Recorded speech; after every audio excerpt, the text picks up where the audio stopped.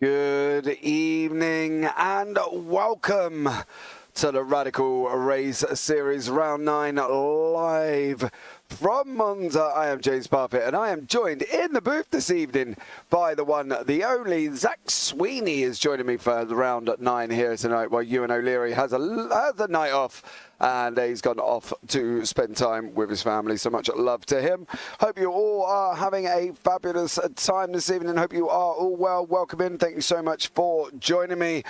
Autodromo Nacional de Monza. Well, let's have a look at this absolutely incredible circuit here tonight. Wrapped around the oval, 4 configurations, 3 in use at this moment in time. Broke ground in 1922 on the 15th of May and opened on the 3rd of September 1922. Currently holds the Formula 1, the FIA World Endurance and Championship 6 Hours of Monza, the European Le Mans Series, which is the 4 hours, FIA F2, F3, International GT Open, TCR Europe as well, amongst many others. The track tonight, 11 turns, 5.793 kilometres or 3.6 miles of absolute incredible racing. Some have described it as a few straights and a couple of squigglies. Others have described it as just one absolute draft fest of a racetrack. But let's bring in Zach Sweeney this evening and he can tell us how he would describe Monza. Good evening, Zach. How are you? Good evening, James. I'm absolutely fantastic. Really looking forward tonight, of course. So thankfully, Ewan has decided to just take a step out for a week. Let me have a go. But this series is awesome, and Monza is a circuit that, as you say, it's a circuit that you could definitely describe in a number of different ways. I personally love Monza. I think it is fantastic, and it is, while on paper it doesn't look too difficult, it is a very difficult circuit to master, even just hot lapping, and also even more so in race conditions. It's one of those that you really have to be careful. You have to have your head screwed on tight. It's an oval in a sense without having an oval characteristic. It's an oval where you turn more than one direction, essentially, is Monza, because you've got that slipstream fest. You're going to naturally have some slipstream trains in the race. You've got to negotiate yourself really, really well and, try and pick your way through, because if you start battling too early on, you lose the slipstream to those in front too early on. It's hard to gain that time back up over the course of the rest of the race. So it's one of those where it's definitely a mental game alongside having that sort of that physical element of just driving quickly. So it's a very, very tough circuit, and honestly, sometimes it can be quite difficult to overtake as well. Yeah, I think it's going to be interesting on the rundown into turn 1. I know there's been a lot of discussion this week about, drivers, please take it easy. It's going to be absolutely crazy down into turn 1. The tight braking zone at the end as well could cause some drivers some issues. So let's see how they get on. But the championship standings are currently in front of us at the moment. Simon Edwards is leading the way by 10 points on 241. Mike Buson in second, 231. Ben Underdown in third on 197. Luke Maxwell, 181. Paul LeMay on 168, just ahead of his brother Michael LeMay on 161 there as well. Paul Crabb is in 7th on 154. Damien G in 153. Graham Brown on 138. Dave Rollison 137. Paul Clark 122. Phil Glover in 12th place on 103. Jamie Bird on 101. Oliver Ettridge on 94. Dave Dowson on 90. Graham Brown on 86. Tied with James Child in 17th place. Phil Jocelyn on 84. Now, beyond that, we've got Scott Lear down on 83 with Darrell Taylor, Colin Wynn on 72, Austin Gretorix on 62, Dan Webster 60, Martina Ward 58, tied with Seth Brown, Dominic Lang-Webb on 38, John McHutchison on 26, and Richard Brown on 19. Now, one of the things I want to bring Mickey aware of is currently they've got drop weeks here. They've got 3 drop weeks, and they're not added to round 10. So we won't see the drop weeks come into effect till round 10, which, of course, is at Mosport next week. Then we go on to Bathurst on the 24th, and then we finish at Nordschleife, which, Zach, is a classic circuit in general and one that can be very testing for these young radicals here. A lot of curves that the drivers need to be a little bit careful of. Yeah, I mean, just taking step back a bit and looking at the calendar as a whole, we start the season back at Spa, which is a fantastic circuit, really good to get the season underway. Okayama in Japan, the full course layout as well, very different to Spa in nature. And then we go to Interlagos, more twisty. Lasart for week 4, that again is something completely different. We've got a variety of different circuits that we're going to and that we have been to. But yeah, the Nürburgring Nordschleife, it's a track you don't often see for race series, particularly in the radicals as well. It's a very difficult circuit. I think it was Jackie Stewart that named it the Green Hell, and fairly so. It's such a tricky circuit, and yeah, for a finale to decide a championship potentially based on how close it is currently between Simon Edwards and Mike Bousson. Yeah, it's definitely going to be testing, as you say, in these radicals. They're so temperamental. They are literally like go-karts, just sort of jacked up with some various juices, I'm sure. And yeah, it's going to be really interesting. Bathurst as well, just the week prior for the penultimate round. So many fantastic circuits, and honestly, it should be some good racing alongside that as well. Yeah, absolutely. We've got 15 laps here of the Monza GP circuit this evening. Last week out, Simon Edwards took the victory from Luke Maxwell, and then Ben Underdown claimed a very lucky third place as well after a collision made him managed to jump up into third.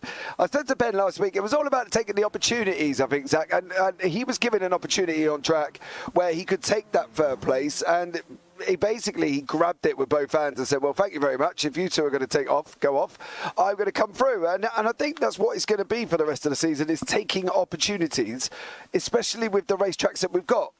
Monza here doesn't look like much, but we know the chicanes can be testing. Mosport, quite a nice fast-flowing circuit. Bathurst, the corkscrew, could cause problems all the way through. And then, of course, you're going to round out Nordschleife, which in its own right it causes enough trouble as it is. But it's about taking that opportunities in a series that's so close at the moment. The thing about racing is trying to win when you're not the fastest person on track. And if you can do that, then you are sorted. Like, take Mike Bousson, for example. He's not taken a single win so far this season, and yet he's second place in the championship. So consistent, so able to take opportunities as they come. Unfortunately, not being able to finish on the top step of the podium as of yet this season. I'm sure it should come. But it is a testament to those drivers that really do thrive, those drivers that are able to analyze the situation so well and go into each race, know what they're going to do, and use their experience as well as another really important factor when it comes to opportunities and chances, because it's how much do you play, how well do you push yourself in a battle. Say if it's 3 drivers, for example, 2 of them are fighting in front and you're the one languishing behind. Do you push hard and get involved, or do you wait in anticipation at knowing maybe that something might go wrong and you be able to nip up a lot easier? It's one of those things that you really have to react, play it as you come, and just see how it unfolds, how it races. And of course, with a series like this, where you've got a lot of dedicated drivers, you become accustomed to the drivers that you can and sort of can't trust, in a sense, with how much you can fight. And that again is going to play a factor in the opportunity taking. So yeah, it's an interesting factor for sure. But if you do want to win and succeed over the course of the championship, you have to maximize the days where you aren't particularly the fastest on track. Absolutely. We are just coming to the end of practice before we go into qualifying. 10 minutes of qualifying for these guys here. Now, Mike has come out this week and said he's not done a lot of practice. So Mike's point of view from that one is, hopefully he'll be there or thereabouts. But I think even under his own admission, he's not expecting to be where he probably could normally be. And I think that's the thing for Mike this week. He's not put the time in. He said it himself. He come out and he said in Discord, don't expect much tonight, not put the time in. And he thinks he's still got some tech issues, as he did have some tech issues last week with his wheel. So from his point of view, second place could be somewhat out of reach again. He's been that Mr. Consistent. We even, as you know, we got this wonderful commentator's curse act that somehow manages to affect the drivers when we start talking about him. As to when we're talking about him. Is it commentator's curse, or is it just bad driving? Well, I don't know, to be honest, mate, because apparently it's commentator's curse. I got to be honest, I was doing a broadcast this morning and Biggles, we were just literally talking about a driver. Me and Biggles were saying how well he done, and next, as we were on him, he went and stuck it in the barrier. So, I don't really know if it affects that way. But we've even tried not even giving Mike a name. You know, we even tried calling him the man who shall not be named when he was winning in Watkins because we didn't want to curse him. And then he went and cursed himself in the chicane anyway. So, you know, Mike's the nearly man, and hopefully he can get to the top and actually take a victory this year, because I think if anybody does deserve it, it is Mike Bousson. So there you go. Let's see how we get on. But we are in qualifying. As you can see, it is close quali. Simon Edwards here, our championship leader, out on track, looking like he's having some internet issues currently at the moment, because he does keep blinking in and out. So we'll keep an eye on that one. Hopefully it won't affect us. Don't forget, guys, as well, tonight is sponsored by iLounge Racing.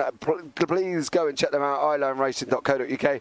Do deal sim equipment. If you're really flush, you can actually buy a sim unit that costs you about £100,000.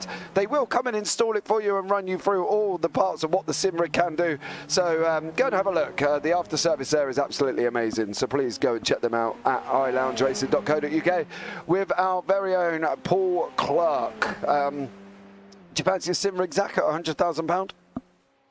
Mate, honestly, I'll take it. If anyone wants to donate, you know, cough, cough, Santa Claus or whatever, you know, I've been good this year, mate. But no, I mean, I've talked before. I don't know if it was on with this series or not, but definitely alongside you about the simulators that I used when I did the competition up in Bolton. They were fantastic. I think they were valued sort of around about £40,000, and it was a proper sim cockpit. It was really, really good.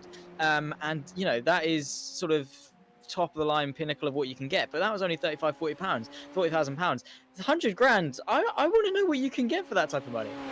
Well, you'll have to go to iLoungeRacing.co.uk and have a look, buddy. Simon Edwards setting up 3 purples at the moment. I know he has got half a Formula 1 car, or a resemblance of a Formula 1 cockpit, so you can go and have a look there and see what you can get, because I think for 100 grand I'd want it made out of gold, but then again, I'm just tight in general, so what more could you ask for? Yeah, that is true. I mean, I don't think gold would be particularly good on a race car, both for weight issues and the fact that it is a very soft metal. And if you go careening into the barrier with some gold, that is not going to be very good. But yeah, hey ho. It's like the when Jaguar put the diamond on their front wing at Monaco and completely lost it. That's sort of what this reminds me of. But yeah, no, I mean, it just goes to show how far simulators have come, I suppose, in like sort of recent years. You go back sort of 10, 15, 20 years, and you've got your little Wii steering wheel with no force feedback. You just hold it up in the air and you're whizzing around with Mario or Princess Peach, whoever you like to choose. And now we've got, state of the art, pretty much so close to reality simulators. It's mind boggling how quick the innovation has really thrived. Yeah, I think this has taken a massive boom as well, as we know, since COVID has kicked in. So, there's a lot of plus coming out of sim racing at the moment. We are seeing Edwards on pole on a 140.82. Nearly 8 tenths quicker than Luke Maxwell on a 141.67. Paul LeMay there, 142.11. We do expect the times to decrease. We'll have to see how much they can decrease by. But we are looking probably middle 140s, I think, to be at the front of the front. And I know Mr. Edwards has been pushing that this week because he's been literally going at it hammer and tongue this week. I think he's going out to win the championship from this point, because he's been absolutely flying. You can see the qualifying at the bottom. If they are green, they're going faster. If they are purple, they're going fastest overall. And if they're yellow, they're not improving. So we'll keep an eye as it goes on. I know Graham Brown here has got quicker and quicker from Team GB as the season has gone on. You'll love this, Zach, if you love motorsport. If you have a look at Graham Brown's livery. Where am I looking? The old, with him. There we are. The old JPS livery. Absolutely love that from Graham, and I have declared that it is my most favourite livery ever. Just iconic. Absolutely love it, but it does. It looks very tidy. You obviously don't get excited as liveries as much as I do, clearly, on that one. No, I do. It's just at the moment I can't exactly see it as well as I could, but I'm sure it is fantastic. Yeah, I can actually see it. Yeah, it is awesome. I do love liveries. They do add a lot of character to a car, don't they? It's like, it doesn't matter if it didn't win a championship or anything. Bonus points if it did, but even then, it just adds so much character to a car. You really sort of get a personality from it in a sense. And yeah, now I can see it. That is beautiful. And it really does fit the Radical quite well. You see oftentimes people do like they put liveries on like random cars, like they'll put an F1 livery on a GT car or something like that, and it just doesn't quite fit. But that livery on the Radical really does, catch your eye, and it is really, really nice. Yeah, it does stand out. Absolutely incredible there as well. So I do love that one. Much love for everybody for being here. If you are, don't forget to give the video a big old thumbs up. Turn on the bells and hit the subscribe button, because that would be absolutely amazing. David Rolliston currently in 10th place here. Got green, yellow, green, green as he's coming around the Parabolica down the long start finish straight. Simon has got 2 purples in the middle as well, so we'll have to see how he's going to be getting on as he's coming around the final part now. Totally different line there to David Rolliston. He cut the line a lot quicker. Goes on a 140.751. That is pretty much where I think pole will be locked up. Luke Maxwell has really got no improvements, no answers back currently at the moment. 2 greens, 2 yellows. Another one that cuts that inside line, taking the shortest route possible, which is what we are expecting. Goes across the line 141.123. So he does improve, but doesn't get anywhere near the guys in front. Phil Glover coming across the line on currently a 142.254. Dave Dawson is another man that's had a very up and down season. He's currently out on track as well, down in 16th place. You've driven this circuit and love this circuit. Where do we think, if you were in this Radical and you know that if you hit the brake too much your back end's going round, if you don't hit it enough you're not stopping the car, there's that fine balance. Where would you be looking at making any moves, Zach? Because they've got to be careful. They do. It's so temperamental, as I said a bit earlier on with the Radical. You have to. It's on a knife edge all the time. It's not a car you can ever really feel particularly comfortable with. And yeah, the brake pedal especially. I'm not entirely sure how it is on the power delivery, but with 475 brake and only 700 kilos, with also I think 380 pound-foot of torque, that is a lot of turning force going to the rear wheel. So I'm sure the traction's a little bit iffy as well. But yeah, in terms of braking, where it's a circuit that you're on the brakes for quite a long portion, and very hard. Sorry, you're not on them for very long, but you are on them quite hard. And they're also into a Ascari, you have to sort of trail them in. It's a very tricky car to drive, I'm sure. But personally, I would definitely eye up T1 and T2. The Retifido chicane is probably going to be their best bet.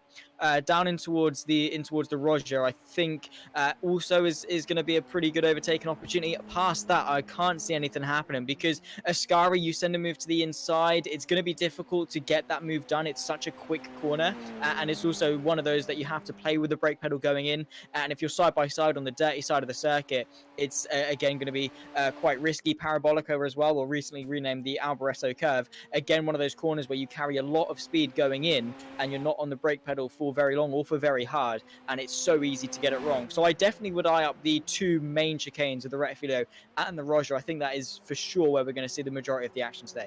Yep, I fully agree with you here as Patrick Charlton is on the grid. Good evening, Mr. Wynn. I hope you are well. Thank you so much. You're not finishing. You are in the session.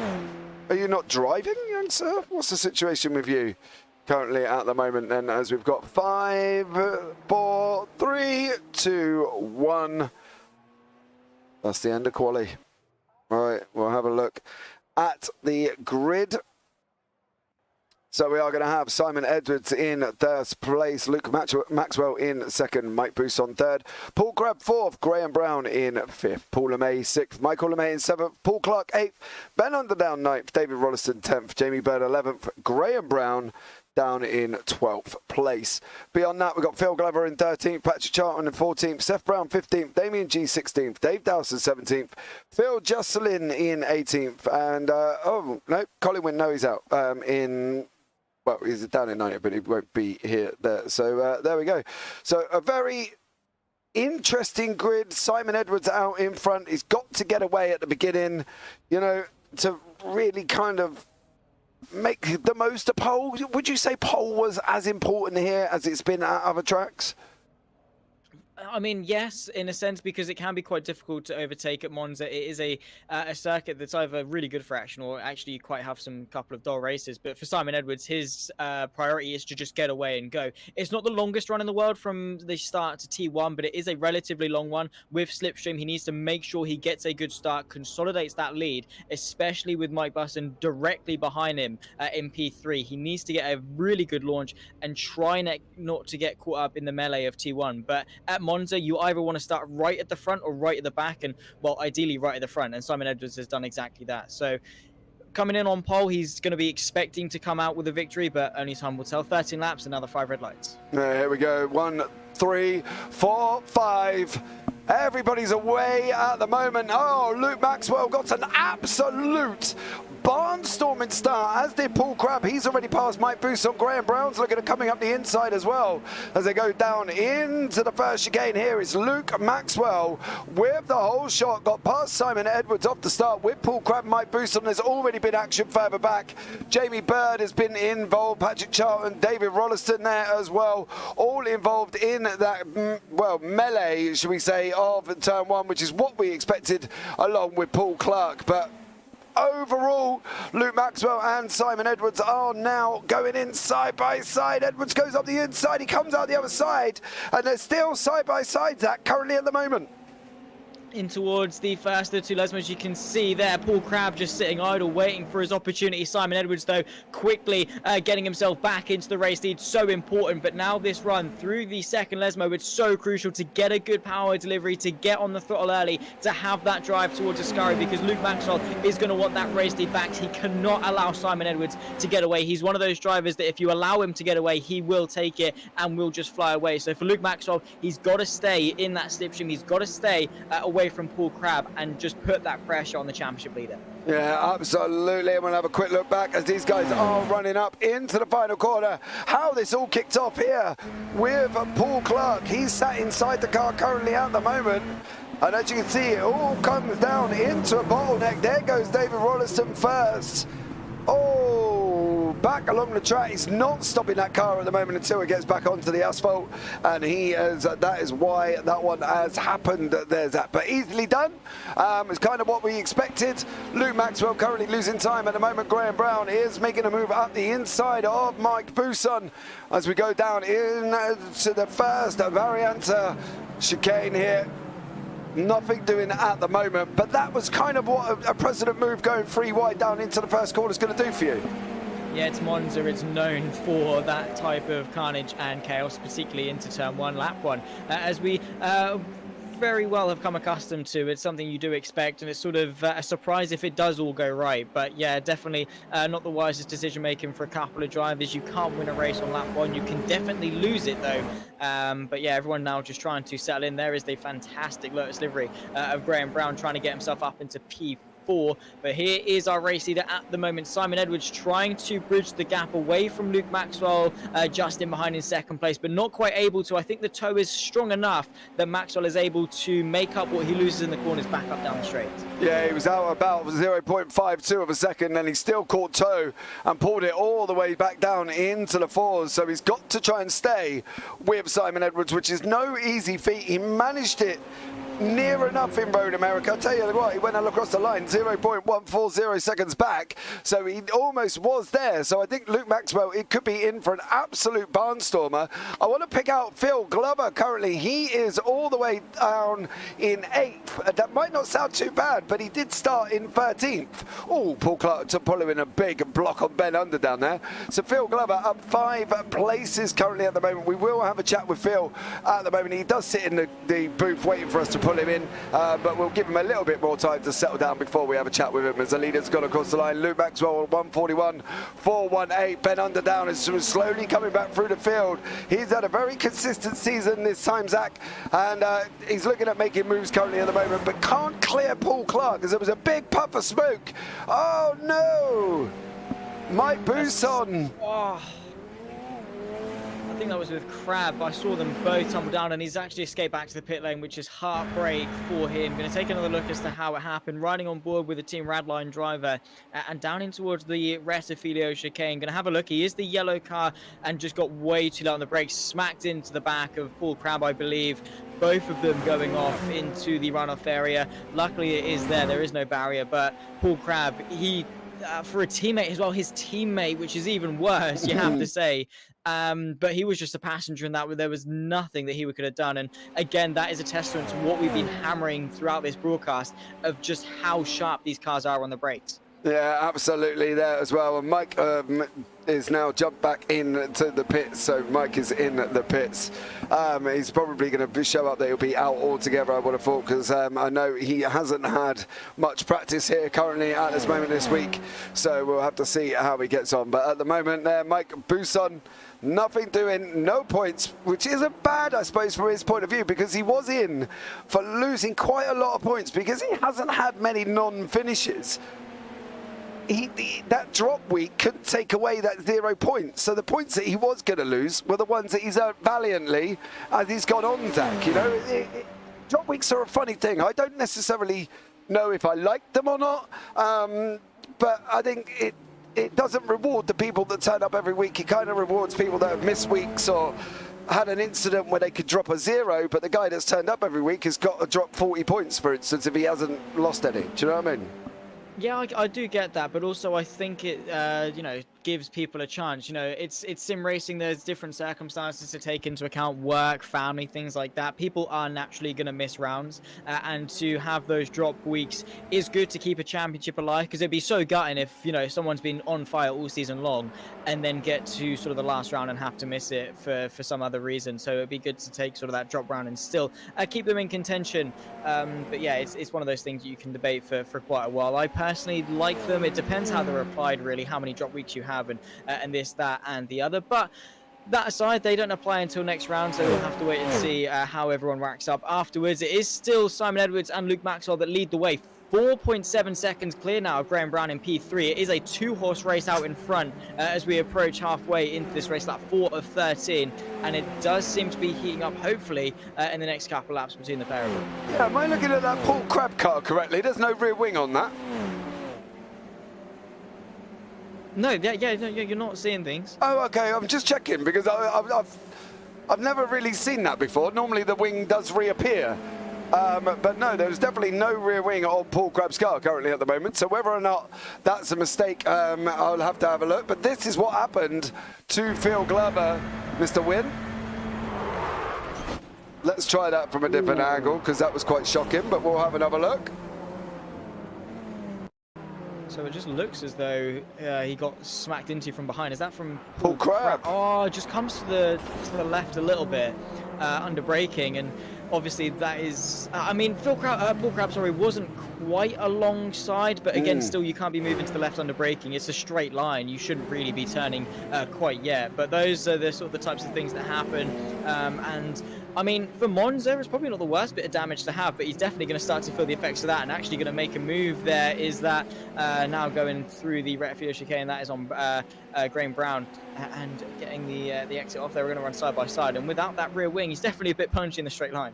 Yeah, it's as I say, I've never seen it before. Normally the wings do appear, but let's keep an eye on that one as we go along. Back up front, the gap is currently down to 3 attempts. We will pick up the battles as we are going along, because we can see there as well, Phil Jocelyn is in a battle with Patrick Charlton, which we will jump down to, as they are literally, well, nose to tail pretty much. And from that point of view, you know, they've got to be kind of going for it, but they've only got 8 laps here at the moment, Zach. You know, they've got to be thinking a little bit, and that Phil Glover incident looks a bit bizarre. I'm not quite sure where that was. Oh, Patrick Charlton has gone round. Patrick Charlton has gone around and dropped it down the order. You literally saw it firsthand there. Ben Underdown is another man that's gone on a move at the moment. He's made his move past Paul Clark. Has he nearly? Maybe not. Just... Yes, he has. He is through. So that's Ben Underdown up 4 places into 5th. How would you look at that Phil Glover incident, Zach? Because that looked a very bizarre one, considering it's not, as you say, he wasn't alongside there. So from Paul Crabb's point of view, we'll have a look on board with the chopper. I don't. They sort of just magnetized together. Sort of one went left, one sort of drifted right a little bit, and it was just that little bit of contact. When you're going that speed and pressing the brakes, it's so again difficult to not have a bit of a crash. But yeah, I put it down as a racing incident. I don't think either of them were particularly the majority stake of fault. There was more both of them could have done to prevent that incident. And yeah, it's just one of those things that unfortunately do happen. That is deep there. That is from Damien Guy going through, and that could allow him to be under pressure from Seth Brown just in behind, heading in towards the Lesmo. You can see Brown there in that green radical, not quite alongside to be able to go for the move, but was eyeing it up, and that is a mistake that is so easy to make. Going in a bit too hot, fast in, slow out. It's definitely preferred to be slow in, fast out. Went in a bit too deep, completely tarnished the momentum, and he is going to be lucky that he has not been passed and had to lose that 7th place. Damien G there as well. He's been he's been quite consistent this season. It's been quite interesting to see Damien G in this series and other series that we cover that he's in as well. He is consistent in the Radical SR10. It is his favourite car. He drives it continuously, but did get a little bit hot in there and has left himself open to Seth Brown. Phil Jocelyn has got Graham Brown behind him. Now, Graham, again, has been one of them drivers that's done consistent and managed to do well this season. I think that's going to be the major thing. I think when you look at racing, as you can see on Phil Jocelyn's car is looking a little bit damaged there along this side.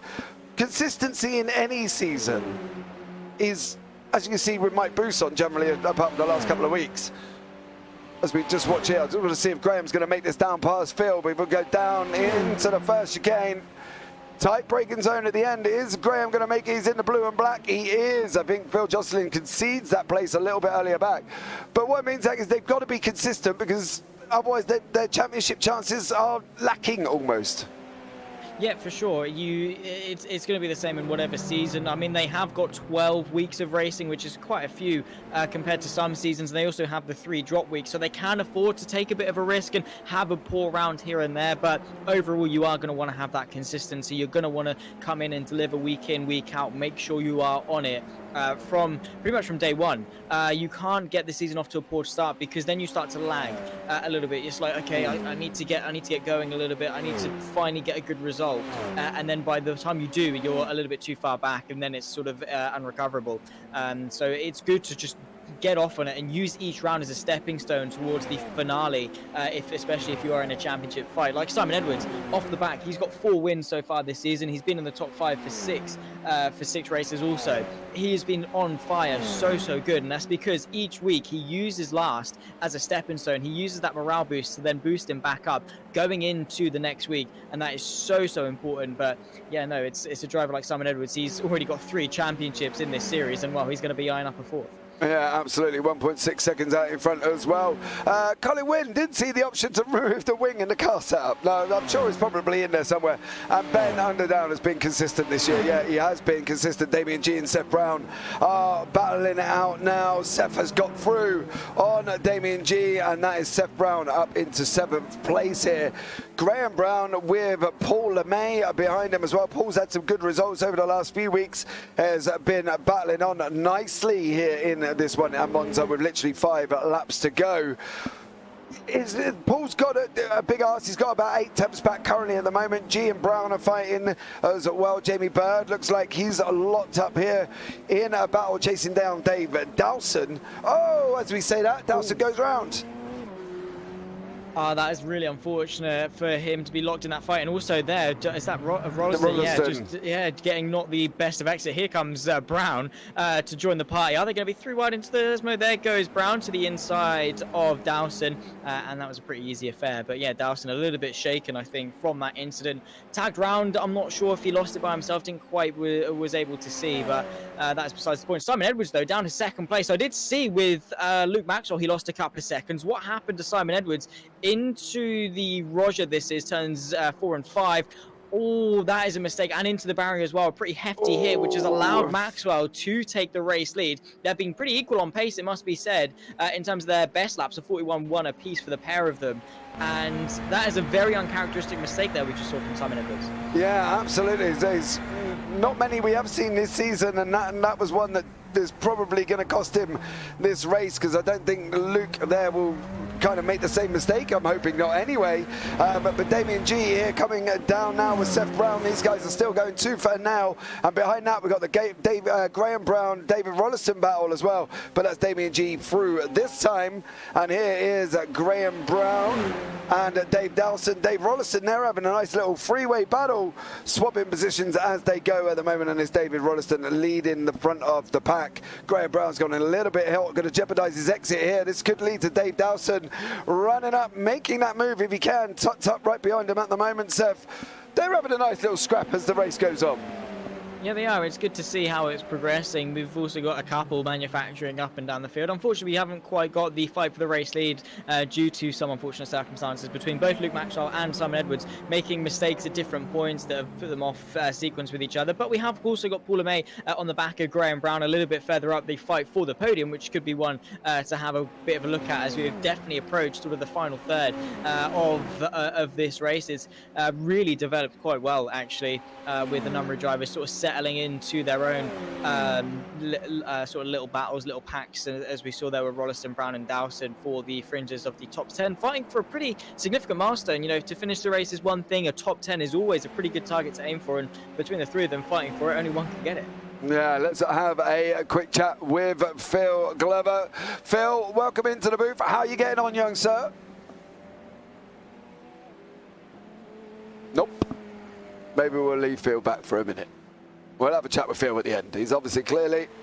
He did say to me, I've set my button up, James. You can pull me in and have a chat, and I can just hit the mute button. I was like, all right, mate, no worries. We'll have a chat. Clearly, obviously, why he's driving there as well is not the most easiest thing to do. But Paul LeMay, Graham Brown is catching up with Simon Edwards. The gap now down to about 2.4 seconds.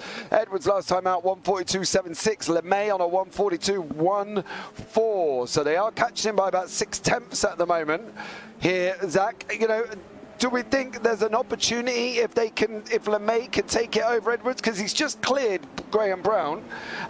So, you know, there's an opportunity there. Maxwell's also been off track, but he has come back on and is quite happy at the moment. Edwards has gone off, but I think that's picking up where they're running wide there, I've got to be honest. But Edwards lost 6/10 last time out, 5.8 seconds on lap 8 where he went off. Could he be caught, do you think? 2.3 seconds and the gap is coming down. What have we got? We've got 3 laps of this race left to go. The gap is around about 2.5.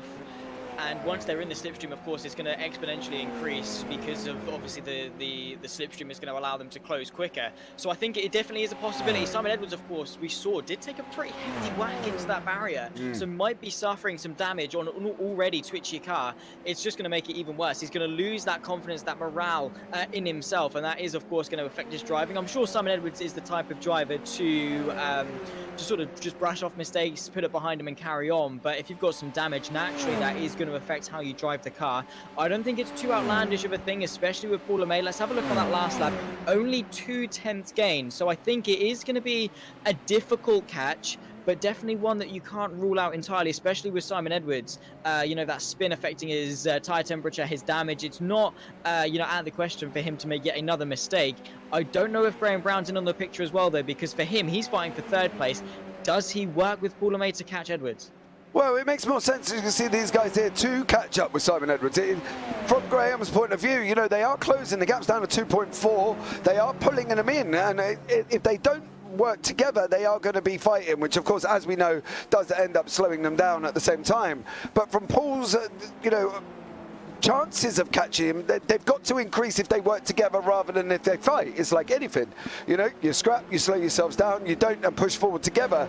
They pulled out 2 temps, they pulled out 8 temps over the last lap, over the last 2 laps, which equates near enough that they're going to do another 8 temps over the next 2 laps. So it could be a last lap shootout if they can close enough. But they've got to try and do that together, because I don't think they can be able to do it on their own. But then, as I say, that Simon Edwards pulls the gap out to about 2.6 seconds. So here we've got back up with the Seth Brown and Damien G battle. These guys still fighting it out now as they're coming into Ascari. Here, Seth Brown in the green, Damien G in the white there that we are accustomed to, chasing down Seth Brown currently at the moment as well. Not long to go, about 2 laps left, and then we come to the end of the race. And at the moment, Luke Maxwell out in front by 3.6, Simon Edwards 2.6 back from that. Paul LeMay, however, has not got that opportunity. He's got Graham Brown literally 2 tenths behind him at the moment. Zach as they're going down into turn 1. Graham Brown sticking his nose out. Is he going to be poking it through? He's not. Sits there behind. Paul doesn't. Gets a slow exit out there. Zach, how's he going to deal with this going up to the next set of curves? Always going to be difficult. The slipstream flat out now through Curva Grande. Eyeing up the move there was Brown to the inside. Not quite going to work out. He's practically pushing him through. Now looking to the left-hand side, the inside for the Roger. He's definitely got a better run. Dirty side of the track, twitchy brakes as well. He's got to be brave. He's got to be committed. Paul LeMay to the outside. That's definitely brave. And he's made it stick. He's going to try and hang on. Still side by side. The fight for the podium rages on. Brown with a better drive going in towards the Lesmos. Paul LeMay forced to concede there. Down to 4th place. They have definitely got no hope of catching Simon Edwards there in 2nd place now, but what a move that was from Brown. What a defense that was from LeMay. You don't often see drivers going to the outside of the Roger and actually making it stick, but he gave it a go. Unfortunately, his momentum was tarnished too much, and Brown was able to get the drive to the outside. And he's got a fantastic livery, and he's definitely got a fantastic offensive strategy on him as well. Yeah, absolutely. We normally would come to expect that of these guys ending up in the barrier together, as that's the normal case when you look at anybody going too wide through that chicane. As you say, they've got no chance now of catching Simon Edwards. He's too far out in front, 4 seconds at the moment. That fighting has jeopardised them, which is what we did say.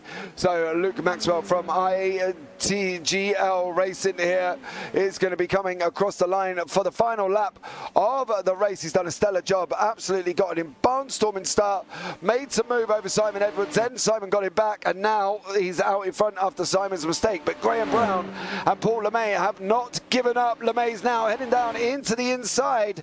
How is this going to work out here? LeMay on the right, Brown on the left, and LeMay goes through. I don't think we're going to see the last of that over this last lap, Zach.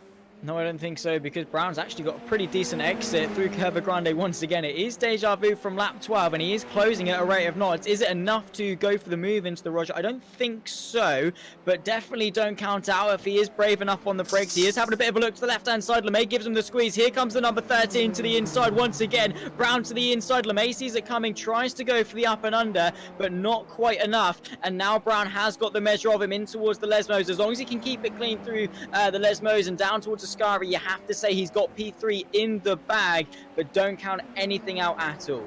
No, these guys going out of Lesmo 2 now, heading down into Ascari. Paul LeMay behind him. Graham Brown in front at the moment. The gap is about 4 tenths. That will come down as we're heading in to the Ascari chicane, which will be the last one before we go round the long right-hander of the Alberetta curve at the end of the straight. So can LeMay stay with him currently at the moment? The gap's out about 0.5. I don't think he's going to be close enough to make that move into that last corner, Zach. I think it's going to be, that one's going to be done. However, Damien G and Seth Brown are still having a scrap, but we will pick up Luke Maxwell as he's going to come across the line and take the victory here in Monza by about 3.7 seconds. What an absolute stellar drive from Luke Maxwell. Simon comes across the line in 2nd place. Brown here in 3rd with LeMay as it stands currently in 4th. Bent under down. Moves his way up 4 places up into 5th place. Does an absolutely stellar job. Damien G and Seth Brown. This is going to be the rundown into the line. Who's going to get this one? Here, Damien G on the left, Seth Brown on the right. Damien's trying to squeeze him in.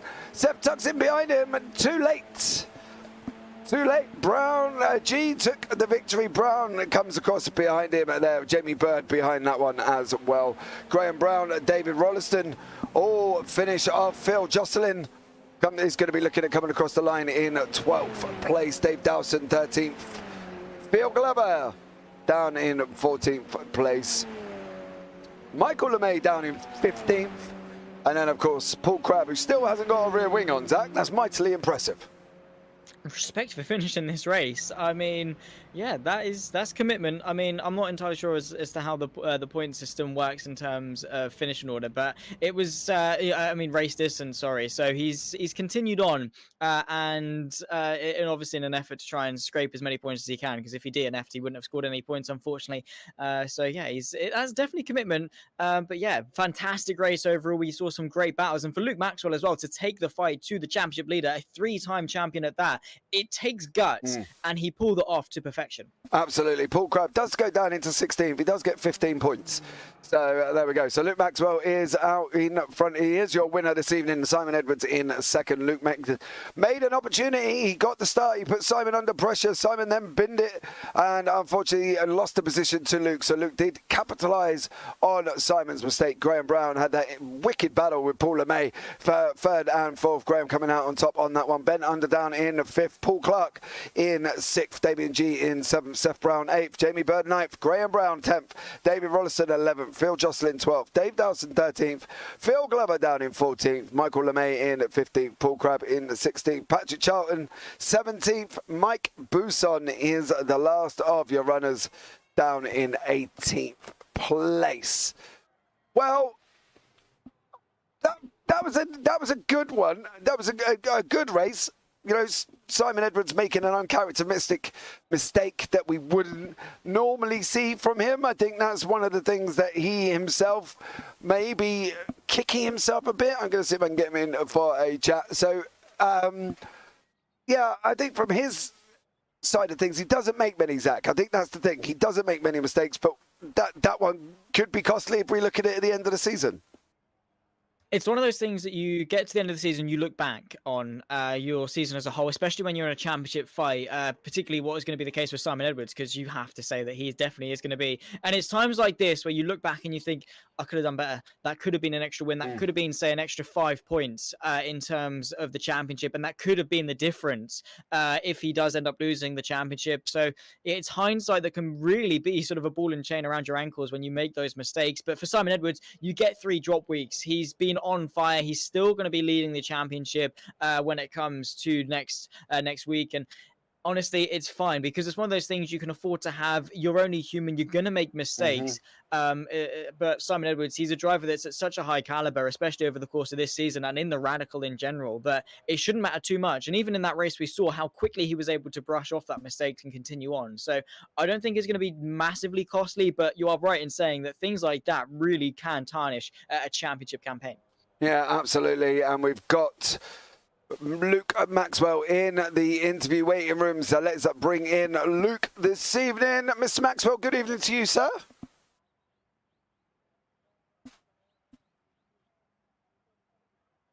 All right. Hello, mate. Can you hear me? Yeah, I can hear you now, yeah. Oh, all right, bud. How are you doing there, buddy? I am fantastic, mate. Really, really pleased with that. I was not expecting the win. I was thinking, I know how quick Simon's been this week. He'll practice. I'll I'll try and sit in his toe and see what happens. But yeah, luckily for me, he spat off, and then despite my best efforts, I managed to hold on. Yeah, well, you got an absolutely barnstorming start, didn't you? You know, you took the lead. You got that run that you necessarily needed. But as you say, Simon just come back at you not long after. Yeah. There wasn't much chance to settle in that first place before he was sending the car up the inside again. Yeah, absolutely. He got a good run out of. I think Simon's very good out of the first chicane. He always seems to pick up a lot of pace there. I remember, I think last season he was the same. And yeah, and obviously, you know, it's tight when you're going around there, and he just obviously got a much better run, and he clearly had a bit more pace. So yeah, I tried to give it a good bash on the first lap, but I thought let's settle in, you know, see if I could put a bit of pressure on Simon. Obviously, I've got a slow down there, so I got a bit greedy trying to serve it as well. I was thinking, I've nearly got rid of it, and then took some corners too quickly, and it was back up to 0.6 again. So yeah, had to back right off then. Yeah, that would be where the gap come from of about 1.6 seconds. But, you know, you went on to take the victory. Moving forward, Mosport, you know, that's not too bad, is it, really? There's something to look, you know, head up with and go in there.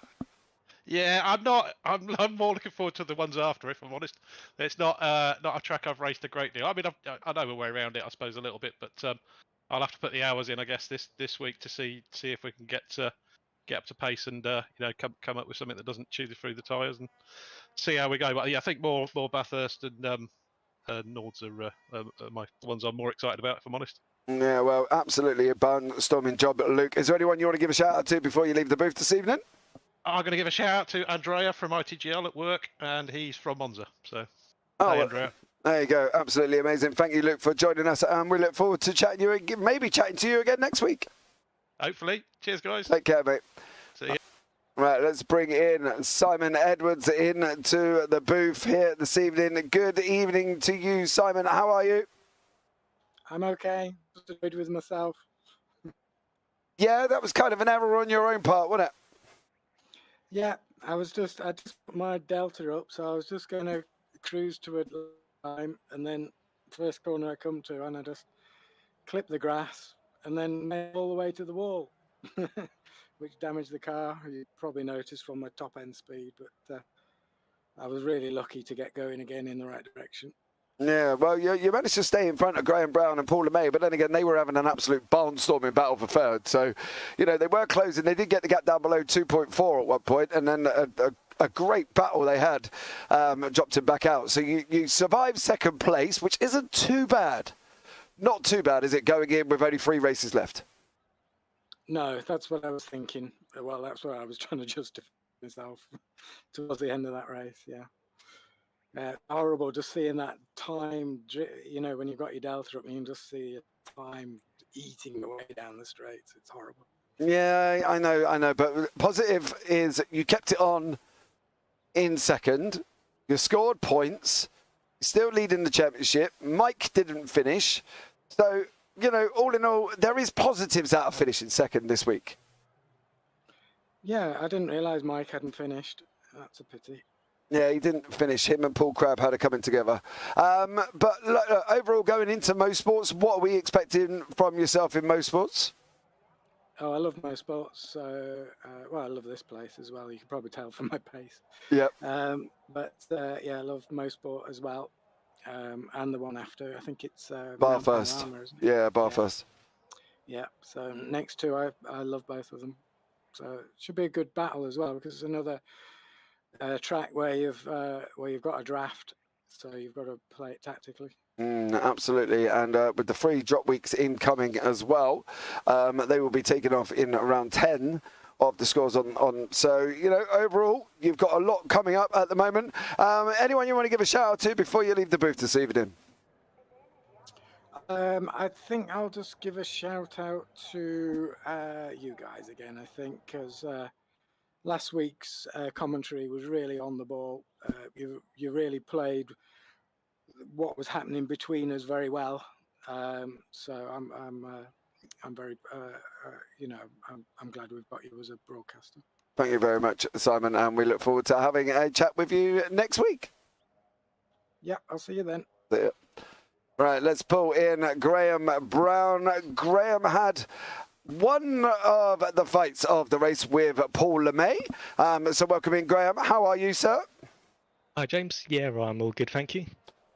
Well, that was exciting, wasn't it? Yeah, that was a good fun race there with Paul. Enjoyed that.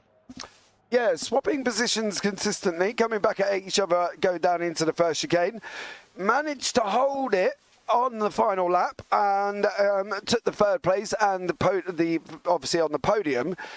From your perspective, how was it for you within that race with Paul LeMay chasing? Because Paul's had a couple of good weeks, hasn't he, leading up into this? So he was a little bit on fire. Yeah, Paul was quick. Even in practice, he was on fire, really. Yeah, I knew he was going to put a move in at some point. It just looked like he was just holding back, just biding his time to the end of the race. And then it kind of came alive, sort of like 4 or 5 laps from the end.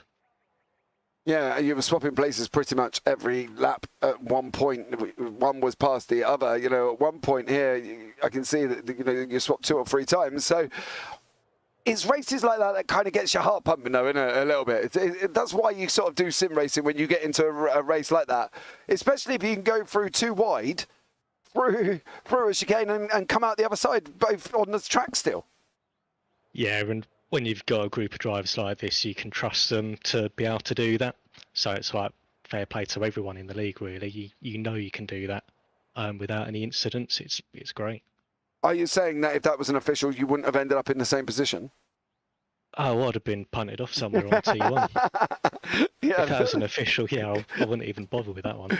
yeah. There's always a torpedo going down into T1, but look, Yeah. you know what I mean. Absolutely stellar job. We're going to Motorsports next week. What are we expecting from you at Motorsports, bud? I don't know. I enjoy the track, but I definitely need to get some practice in there. So I reckon top five's on. Okay. Yeah, I've just cursed myself now. Well, let's hope not, buddy. Let's hope not. But look, Yeah, something to chase. yeah, absolutely. You're giving yourself a target. That's all that matters. Look, mate, absolutely stellar job this week. Congratulations on your fair place. Is there anyone you want to give a shout out to before you leave the booth? Yeah, I'll give shout out to Daryl Taylor's wife. She's just had minor operation, so get well soon. We'll get word soon from us here in the booth as well. So, absolutely amazing job, Graham, and we look forward to seeing you next week. Yep. Catch you later, James. See you later, mate. Take care. Right, I want to have a chat with Paul just quickly because I want to see how he felt the race went for him. Paul Lemay, good evening. Good evening. How are you? I'm wonderful. How are you? I'm pretty happy with that. I'm pretty happy. Yeah, I wasn't expecting to finish fourth. Let's put it that way. No, but as I've said previously, you know, you're there on merit, Paul. You know, I mean, nobody in front of you really careered off out the way. You moved up 2 places, so it's not like you lost a lot. You know, Mike Boost on Paul Crabb coming together probably helped a little bit, don't get me wrong. Yeah. But, you know what I mean? But overall, Bud, you held it. You had a wicked fight with Graham Brown, and it went all the way down to the wire. Yeah, no, it was brilliant. Really good fun, and we kept it nice and fair, and both didn't do anything silly. So, you know, it's great. You know, I don't mind losing out to Graham. I've lost many times. So just looking for that win, perhaps over the weekend. You never know. Yeah, maybe, mate. And you've had an absolutely stellar few weeks as well. You know, I'm really happy. We're going into Motorsports. Your confidence is going to be up at the moment. What do you think you could achieve at Motorsports? I'm hoping for a good result. I'd really love Motorsport. Yeah, get as much practice in as I can, and I always used to enjoy it in the SR8. So, and I've done a few runs in the SR10, and it's not too bad. I'm starting to sort of learn the car a bit more now, so hopefully get a good result there. You know. Did your brother have problems? Do you know? I don't know. All I heard that he was pitting, and that was it. So he must have had contact somewhere, or went off, so I really don't know. Yeah, I couldn't see anything. That's why I didn't know if you knew. Yeah. But look, overall, mate, absolutely stellar job from you. Well done on your 4th place. You know, Thank you, mate. We did say to Graham that if that was not a league race, and should we say an official, you may not have survived the 2 wide in the chicane. Yeah, it was. Yeah, it was a bit hairy, but we made it. Yeah, well, you made it through, and it just goes to show you, though. I think at that point when you look at it, Paul, it just goes to show you that it can be done. You know what I mean? Yeah. If you've got the ability, shall we say? Yeah. But stellar job from you, buddy, and congratulations. Thanks, again. Anyone you want to give a shout out to before you leave me this evening? I haven't really thought about it, mate, to be honest. Oh, come on, mate. A shout out to Graham for some really good, close racing and really fair. Really appreciate it. Well, there you go, mate. That will do. Very nice. Thank you very much, Paul, for jumping in and having a chat with me. I'll catch up with you soon. Yeah, cheers, bye. Take care. Right, I need to have a chat with Phil Glover because I think the problem may have been on my end with this mute that's kicked in for some reason. Phil, good evening, sir. How are you? Hello, can you hear me all right? Yeah, I can hear you now, mate. I think there may have been a problem on my end. For some reason, it's muting everybody that I pull into race control. So it's something I will have a look at, bud. Your race was going all right until Paul Crabb. Yeah, you and Paul had a bit of a coming together. Paul Crabb clipped me. He's admitted it was his fault, but yeah, doesn't matter, does it? I was doing okay, I think. Where did I start? Something like 14th. Yeah, you started in the 13th, you finished in 14th in the end. Yeah, so I suppose given that I was losing about 2 seconds a lap with damage and the incident itself, I suppose it's not too bad. Bit of a shame, really. I think I could have been definitely mid-pack tonight. Yeah, absolutely. I don't think, your evening was going really, really well. And as I say, until that contact with Paul dropped you down the order. Going forward, though, Phil, we're going into Motorsport. How do you feel about Motorsport? And what are we expecting from Phil Glover next week? Well, Motorsport is one of my better tracks. So You probably can expect to see another crash. Oh, well, that's not positive, Phil. Come on, positive thinking. Yeah, no, I really like it. It's quite a short track, interesting track, quite good fun. Yeah, it should be absolutely amazing. But Phil, thank you so much for joining me in the booth once again there, buddy. Anyone you want to give a shout out to this week? Well, just you guys as normal. Keep up the good work. Great that you're covering off everybody. Absolutely amazing. Thank you so much again, Phil. Take care. Have a great week. And I'll look forward to seeing you next week. Yep, cheers then. So there you go, Zach. That's obviously the driver's perspective from Graham Brown, Paul LeMay. Both of them admitted that if it wasn't a league race, they wouldn't have survived that chicane overall. But it just goes to show you the standards of the league racing, doesn't it? If you can get yourself into a league that you are confident driving alongside other people too wide, because me and you both know, if we were looking at anything else other than a league race, they would not have survived that move going into that chicane. Yeah, I mean, official racing can be quite clean. It depends, obviously, what iRating and safety rating you are, and the majority of the time, it's all right, but definitely not to the extent that you get when you come into a league race. Because, as I said before, you come familiar with the people that you race against. You know, you're racing them every week, so you might as well. And you sort of definitely, you know, you have that experience with them. You know what you can and can't do. You know where the boundaries are, and obviously, you know, you go into a league race to have that experience, to be able to race clean, to not have the troubles that you have with an official race. Of course, as we saw with Phil Glover, you know, things can still happen. Things naturally will happen. It's racing. It definitely will happen. But for the majority of the time, you can have those good racing. You can run side by side, and it is awesome to see. Also, I've noticed just sort of like the easygoing atmosphere that is with this series as well. There's a lot of sort of series, especially quite high up in esports, where everyone's a little bit uptight. Everyone's sort of like eyeing each other up. It's very tense, but you can definitely tell here everyone's just here to have a good time, enjoy themselves, laugh and joke, and just have a good race, which I think is really, really important. Because while it's all fun and games, we're all here to have a bit of competitive nature, you know, see what we can do, win races and all that. If you're not enjoying it, then what's the point, really? So yeah, it's really good to see, and honestly, the racing was fantastic. Yeah, absolutely. And I think that's what the good thing is, the amount of people that we meet over a period of time. Me and you both know, obviously, we've met all sorts of drivers from, as you say, the very uptight to the very relaxed to, you know, to this group of guys here just racing together. I will say one thing regarding the Paul Grab, Phil Glover. Paul has come out and said he it was his fault. He completely turned in fault, not intentional, was trying to get side draft, but misjudged it.